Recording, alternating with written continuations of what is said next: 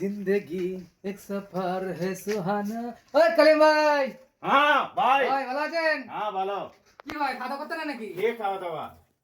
আরে খাওয়া দাওয়া দুপুরে করে একটু কে? পার হয়ে টাইমটা খাওয়া দাওয়া করিয়া কে বড় হয়েছে? আরে ভাই কি ধরনের কথা? তা মাংস খেয়েই তো বড় হয়, না খেয়ে কেমন বড় হয়?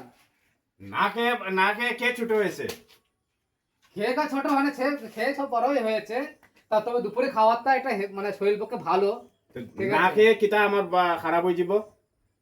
আরে দাদা, খাবার টাইমে খেতে হবে, ঘুমানোর টাইমে ঘুমাতে হবে, কাজ কাটার টাইমে কাজ করতে হবে। কে কাজ কিন্তু না খেলে তো হবে না না। না তুমি এরকম আজকে আমি খাইমু না। আজ খাবে না? না কেন? কি হয়েছে? খাইমু না।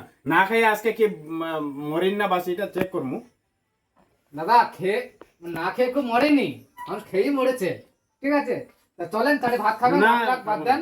না ঠিক আছে, কি হয় সমস্যা কি তাই? খাবো না আমি, এমনিতেই খাবো না। আজকে না খেয়ে দেখবো কি হয়। সমস্যা কি হয়েছে? কি সমস্যা? ভাত খাবেন না কেন? খাবো না মানে খাবো না। কি কারণে নো খাবেন নো না? No no no no excuse.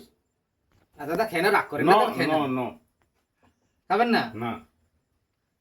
দাদা আপনাকে মানে বোঝানো মানে আমার মানে মাটি দেওয়ালে মাথা ফাটানো, হ্যাঁ সেম কথা। তোমাকে দাদা আজ পর্যন্ত আমি বোঝাতে পারিনি আর পারবো না মনে হয়। চেষ্টাও করিও না। হ্যাঁ, মানে কথা আছে না, মানে ভয়েসের পিছনে বেইন বাজা না। হ্যাঁ, আর কি বলে ওটাকে ভুলে গেলাম, ওই ডায়লগ সেম। দাদা তোমাকে ভালো জন্যই বলছে, দাদা ভাতটা খেয়ে নাও। না আমি খাবো না এখন। আচ্ছা।